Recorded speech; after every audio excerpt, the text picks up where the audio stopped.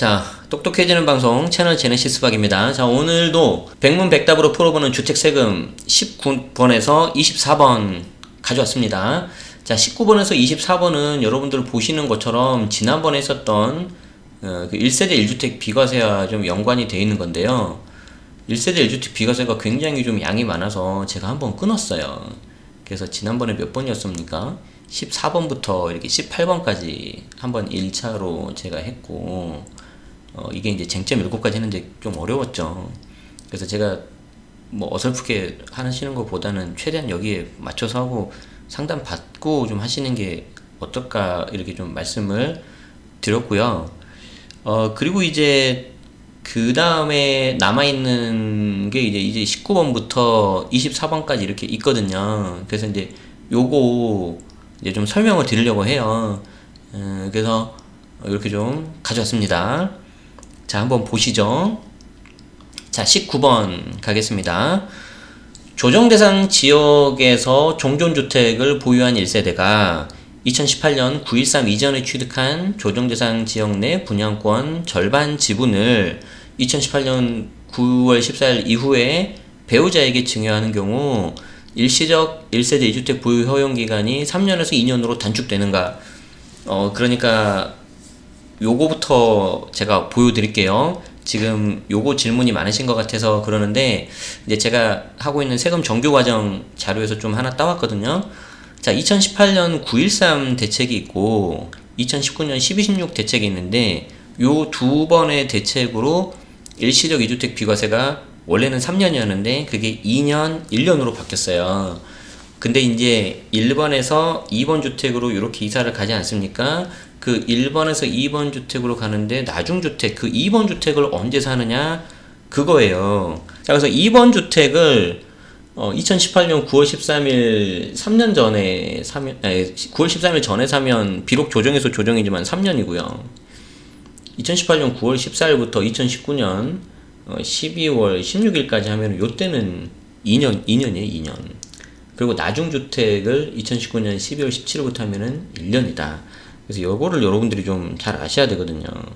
예, 그래서 그거 설명드리려고 제가 정규과정 자료도 좀 하나 좀 따왔고, 아이패드도 가져와서 설명을 했는데 아이패드는 별로 반응이 별로 안 좋네. 안 해야 되나? 자, 아무튼 이거를 먼저 여러분들이 아셔야 되는 거죠. 자, 그리고 다시 한번 보세요. 2018년 9.13 전에 갖고 있었던 분양권에서 일부를 2018년 9.14 이후 배우자에게 증여하면 이때 3년이냐? 3년인데 2년으로 단축이 되느냐? 이게 요거죠. 지금 9.13 넘어 사는 거니까 2년으로 단축되는 거 아니냐? 거기에 대해서 질문을 했는데, 자, 정답은 뭐냐면 원래는 이렇게 9월 14일이 넘어서 9월 13일이 넘어서 9월 14일날 이렇게 하면은 2년으로 내려가는 게 맞는데 다만 9.13 이전에 취득 계약 및 계약금을 지급을 했다면 당초 남편 명의의 계약 당시를 기준으로 판단을 해서 3년 적용해주겠다. 이렇게 되는 거죠. 그래서 이제 굉장히 좀 예외적으로 혜택을 주는 거죠. 원래는 해당 주택이라든가 부동산의 엄밀한 취득일은 잔금일 또는 등기 접수일 중 빠른 날 아닙니까? 그런데 이제 선의의 피해자가 나올 수도 있기 때문에 그 이전에 계약을 했다면, 다만 그냥 계약을 하는 게 아니라 계약서 작성도 하고 계약금까지 지급을 해야 돼요. 그렇게 하면 기존으로 좀 해주겠다. 근데 저는 솔직히 말씀드려서 이게 절반 지분이 이제 넘어가니까 그 넘어가는 지분에 대해서는 새로 이렇게 취득한 거니까 기존 혜택이 좀 떨어지거나 좀 다시 해야 된다고 좀 생각을 했거든요. 근데 그렇게 되는 경우도 좀 있고, 지금 요 경우에는 부부라서 그런지 이때는 그냥 3년으로 이렇게 해주네요. 저는 이게 좀 새로 되면은 좀 이거는 안 돼야 될 것 같은데, 어쨌든 일단 좀 자료 원문에 좀 충실해야 되니까 좀 이렇게 좀 말씀드리고, 혹시 뭐 저도 이렇게 하다 보면 틀릴 수 있습니다. 그래서 그런 부분이 있다면 좀 알려주시고요. 예, 그냥 혼자 틀렸다고 뭐 속으로 뭐라 하지 마시고, 예, 비판하지 마시고 좀 같이 우리가 좀 알면은 좋을 것 같아요. 예, 자, 그러면 좋겠습니다. 자, 20번 볼까요? 2019년 2월 10일 전에 이미 거주주택 A를 양도해서 비과세 특례를 적용받은 1세대가 2019년 2월 10일 전에 취득한 임대주택을 거주주택으로 전환해서 2년 이상 거주 후 양도하는 경우 1세대 1주택 비과세가 적용되느냐. 이거는 이게 줄이 한 3~4줄밖에 안 되는데 사실 이 안에 되게 그 어렵고 복잡한 내용이 숨겨져 있어요. 요게 이제 거주주택 비과세 특례에 대한 건데 이거 어떻게 될까요? 비과세가 될까요? 안 될까요? 비과세가 되겠죠. 자, 무슨 말이냐면 거주주택 비과세 특례, 그러니까 여러분들은 이제 이렇게 외우시면 좋은데 등록한 임대주택이 있는 상태에서 등록한 임대주택 외에 나머지 주택을 내가 거주를 해서 비과세를 받으면 그게 이제 거주주택 비과세 특례라는 굉장히 좋은 혜택을 받을 수 있는데, 그게 이제 너무 좋아서 한 번만 해라 그래서 생애 최초 한 번으로 적용된다고 2019년 2월 달에 이게 시행령이 개정이 됐거든요. 자, 그런데 문제는 2019년 2월 10일 전에 취득한 거주주택이라면은 이때는 거주주택 비과세 특례 적용이 계속해서 가능해요. 계속해서. 그런데 그렇기 때문에 여기 보시면은 2019년 2월 10일 전에 취득한 임대주택을 거주주택으로 전환을 해서, 즉 임대주택 해지를 하고 그리고 나서 이제 들어가서 거주를 해가지고 거주주택 비과세 받으면은 되는데, 중요한 게 뭐냐면 직전 거주주택 양도 이후의 기간분에 대해서만 비과세가 적용이 된다. 그래서 전체 비과세는 안 된다. 그래서 요거를 좀 같이 알아주셔야 돼요. 아시겠습니까? 그래서 이게 이제 뒤에 그림이 나오니까 한번 좀 다시 한번 좀 설명을 드릴게요. 요게 이제 20번 내용이었고요.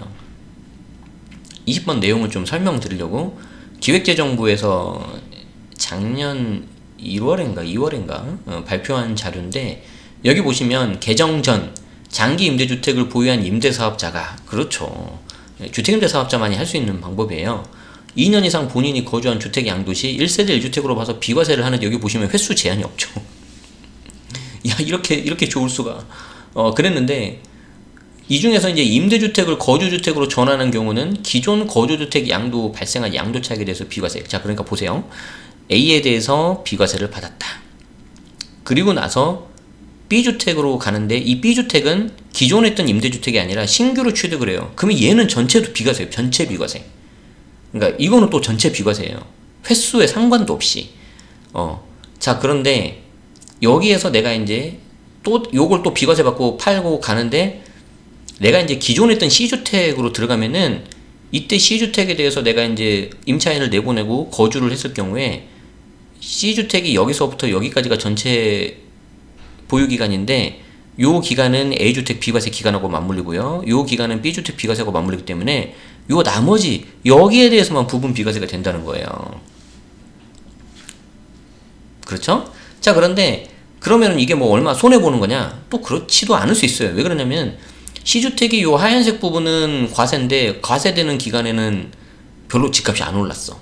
근데 여기 비과세 분홍색 부분에서 갑자기 집값이 폭등을 할 수 있잖아요. 정말 운 좋게. 그러면은 이때는 비과세 효과가 거의 꽤 많이 되는 거죠. 근데 이게 개정 전이에요. 개정 전 오해하시면 안 돼요. 개정 후에는 어떻게 바뀌었냐? 최초 거주주택을 양도하는 경우에만 비과세가 되고 이때 이제 1회로 허용이 된다. 야, 그래요. 그래서 이제 여기 보시면은 모양을 보면 앞에 내용하고 별로 다른 건 없어요. 앞에 내용하고 별로 다른 건 없는데, 중요한 거 뭐냐면 2019년 2월을 기준으로 해서 그 전에 취득한 거는 횟수에 상관없이 되는 거고요. 그 이후에 취득한 거는 한 번만 되는 거예요. 신규 주택으로 취득을 하면서 갈아타버리면 얘는 계속해서 비과세가, 전체 비과세가 돼요. 전체 비과세가. 근데 그 신규 취득하는 그 날짜가 2019년 2월 전에 취득을 해야 된다고요. 이해되시죠? 조금이라도 여러분들에게 좀 편하게 알려드리려고 신문물을 써보고 있습니다. 근데 이게 왜 이 녀석이 아이패드 비싼 거고, 이거 2세대 애플 펜슬이 1세대가 있고 2세대인데 왜 2세대를 하는데 잘 안 먹는 거야 이거? 응? 아이패드 잘 하시는 분이 있다면 저도 좀 가르쳐 주시면 감사하겠습니다. 자, 이렇게 됩니다. 계속 가보죠. 21번이에요. 21번. 네, 거주주택 비과세는 일생에 한 번만이라고 생각하시는 게 좋고, 만약에 2019년 2월 전에 내가 취득을 해가지고 한 번 받고 또 한 번 한다 그러면은 그거는 좀 가능은 하겠다. 일부 비과세에 대해서도 그렇게 좀 생각을 하셔도 되겠어요. 네. 자, 21번 갈게요. 개정된 20년 2월 11일 개정된 일시적 1세대 2주택 비과세를 적용할 때 신규주택 취득 후 1년 이내에 전입을 하고 1년 이내 종전주택을 양도하는 강화된 비과세 요건의 적용 대상은 아무튼 일시적 2주택 비과세가 이제 좀 요건이 좀 강화가 됐다 이거죠. 자, 이거는 무슨 말이냐? 자, 이거는 요거 말하는 거예요. 요거. 우리 아까 보여드린 거 있죠. 9.13 대책하고 2019년 12.16 대책을 기억해야 된다고 제가 말씀드렸는데, 요 12.16 대책 이후에 취득한 나중주택 같은 경우에는 조정에서 조정으로 갈 때 1년 이내에 해야 된다는 거죠. 그 말이에요, 그 말. 여기서 신규주택 취득 후 1년 이내 전입하고 1년 이내 종전주택 양도한다. 이거는 2019년 12월 17일부터 신규로 취득하는 조정대상 지역 내 주택에 대해서 적용이 되는데, 당연히 종전주택도 조정이어야 돼요. 아시겠죠? 종전주택도 조정해야 돼요. 뭐 비조정에서 조정 같다. 비조정 비조정이다. 조정에서 비조정이다. 이러면 3년 이내 매도예요. 요거 착각하시면 안 됩니다. 자, 그래서 2019년 12월 16일 이전에 신규주택을 취득 또는 신규주택을 취득한 해당 권리를 취득한 경우 2019년 12월 16일 이전에 조정대상 지역에 있는 신규주택 취득해서 뭐 이렇게 된다고 하면은 1년이 아니고 2년이다. 이게 요거예요. 요거. 아까 우리 맨 처음에 보여드렸던 거. 그래서 요 그림만 좀 잘 알고 있으면 내가 3년 안에 매도해야 되는지 2년인지 1년인지를 알 수 있을 거다. 그래서 좀 제 정규 과정 좀 자료에서 여러분들 보시라고 가져왔어요. 네, 그래서 제가 이거를 자료를 따오는 이유는 아마 제 강의 들으신 분들은 아시겠지만 제가 약속했죠. 강의할 때 시간이 지나고 나서도 제 블로그나 유튜브 통해서 무료로 이런 영상을 보면 그 강의에 했었던 내용이 좀 복습 리마인드가 되게끔 일부를 쓰겠다. 물론 다 쓰면 안 되겠죠. 유료로 제가 여러분들 들으신 거기 때문에 아시겠죠? 네.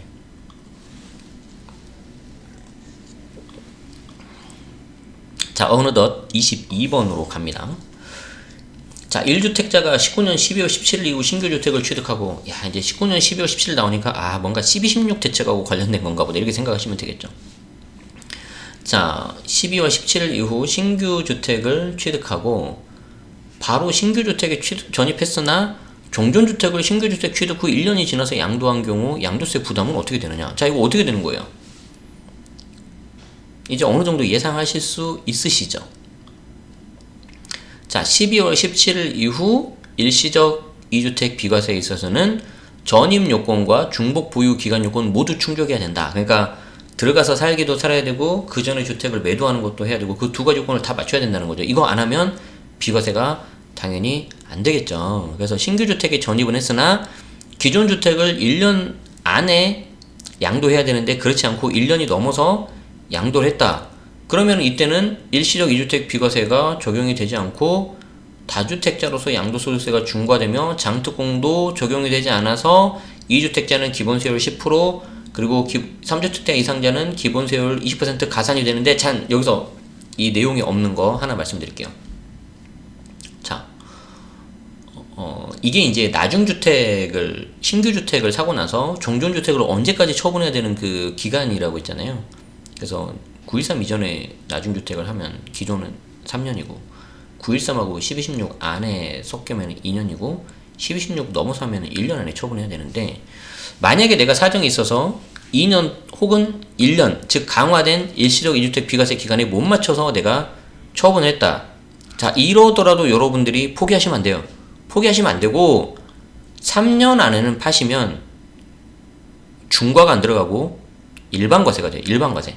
자, 그래서 지금 여기 자료에 보면 기존 주택을 1년 이후에 양도하면 비과세가 적용되지 않는다. 이건 맞는 말인데 곧바로 중과가 되는 건 아니고 원래 일시적 2주택 비과세에서 3년이잖아요. 3년. 요 요건을 맞춰서 3년 안에 팔아버리면은 중과가 안 들어가요. 그래서 일반과세 받을 수 있어요. 이거 굉장히 중요한 팁이고 꽤 돈 되는 팁이에요. 자, 23번. 그 내용이 나올 거예요, 이제. 지금 채팅창에 올라온 내용이. 자, 23번. 자, 2020년 2월 11일 개정된 일시적 1세대 2주택 비과세 요건을 적용할 때 신규 주택 취득 후 1년 내 전입 요건은 예외 없이 적용이 되나요? 자, 무슨 말이냐면, 자, 신규 주택에 내가 들어가서 살아야 되는데 기존에 임차인이 거주하고 있다. 이런 것들이 명백한 증빙서류에 의해서 확인되는 경우에는 내가 1년 안에 못 들어가니까 좀 예외를 주세요 라고 하면 2년을 한도로 해서 전입기간을 연장해서 비과세까지도 받을 수가 있다는 거죠. 아시겠죠? 네. 그래서 요것도 좀 보시고 이렇게 잘 활용할 수 있을 수 있습니다. 그래서 그 부분 체크하시기 바랍니다. 다만 이제 이게 2년을 한도기 때문에 이제 좀 뭐 약간 좀 꼬이는 경우가 있겠죠. 신규 주택 취득일 이후 갱신된 임대차 계약 기간은 인정되지 않는다. 그러면은 이렇게 해서 이제 2년 안에 들어가야 되고 실거주자가 들어가야 되고 여기서 이제 만약에 계약갱신 청구권을 쓰더라도 그거는 인정이 안 된다는 걸로 좀 이해가 되네요. 네. 24번. 조정대상 지역 내 1세대 1주택자가 소유한 1주택을 지자체 및 세무서에 임대사업자 등록을 하고 임대 의무 기간과 임대료 상한 5% 요건을 충족하고 양도하면은 거주 요건을 적용해야 되느냐. 이게 참 내용을 알고 보면은 이게 무슨 말인지가 이해가 되는데, 만약에 저도 이 내용이 무슨 내용인지 모르고 이렇게 질문을 받다면은 무슨 말인지 모를 것 같아요. 좀 설명을 드려볼게요. 자, 이것도 역시 1216 대책하고 연관되는 거거든요. 여기 이제 2019년 1216 대책. 자, 이 1216 대책 이후에 만약에 임대사업자 등록을 했다. 이때는 무조건 이제 거주를 해야 되는데, 이게 전제 조건이 뭐냐면 1세대 1주택자예요. 1세대 1주택자. 자, 내가 주택이 하나가 있는데 조정대상 지역이라고 가정을 할게요. 근데 이 조정대상 지역에 있는 주택은 당연히 거주를 해야지 비과세가 되잖아요. 근데 이때 거주를 안 해도 비과세를 받을 수 있는 방법이 하나가 있었어요. 그게 뭐냐면 그 해당 주택을 임대사업자로 묶어버리고, 그때는 4년도 됐거든요. 4년 동안 뭐 5%라든가 그런 요건 다 갖추고 임대하고 나중에 팔면은 거주를 안 해도 비과세를 받을 수 있는 아주 좋은 제도가 있었어요. 그랬는데 이게 이제 1216 대책이 되면서 여기에 대해서 이제 규제를 넣어버린 거죠. 야, 이제 19년 12월 17일 이후에 등록하는 사람, 그러니까 취득일이 아니라 등록하는 사람이에요. 그러니까 내가 아무리 예전에 취득했다 하더라도 등록을 늦게 해버리면은 이때는 무조건 거주를 하라는 거죠. 그래서 그런 약간 뭐라고 해야 될까요? 어떻게 보면 법에 이렇게 좀 약간 약간 맹점을 좀 이렇게 활용한 그런 거라고 할 수 있는데, 어쨌든 법적으로는 문제가 없었으니까. 다만 여기 보시는 것처럼 19년 12월 16일 이전에 등록한 경우에는 거주요건 적용하지 않아도 된다. 그러니까 이거는 진짜 좋은 제도였어요. 그렇게 해가지고 비과세를 받을 수도 있었다는 거죠. 그 내용이에요. 그 내용을 아는 상태에서 보면은 좀 그래, 이렇게 좀 이해가 될 수 있는데, 이걸 모르는 상태에서 보면 도대체 무슨 말인지 알 수가 없을 것 같다. 그래서 제가 이렇게 백문백답을 하고 있는 거죠. 네. 자, 여기까지입니다. 잘 이해되셨나요? 네. 자, 다음 시간에는 어떤 거를 할 거냐면, 다음 시간에 이거 잠깐 봐볼까요? 다음 시간에는 임대주택 공동명의, 등록 임대주택인데 공동명의에 대한 거, 그리고 민간 임대주택에 관한 특별법 개정 관련, 이게 주택임대사업자 관련된 그거네요. 거기에 대해서 좀 보고 이제 말씀을 드리도록 하겠습니다. 네, 좋습니다. 자, 오늘 15번부터인가요? 아니, 몇 번부터죠? 오늘 19번부터 24번까지 살펴봤는데 여러분들 도움 되셨길 바라고, 다시 한번 말씀드리지만 여기에 있는 사례가 여러분들 개별 사항이랑 똑같을 수는 없어요. 아시겠죠?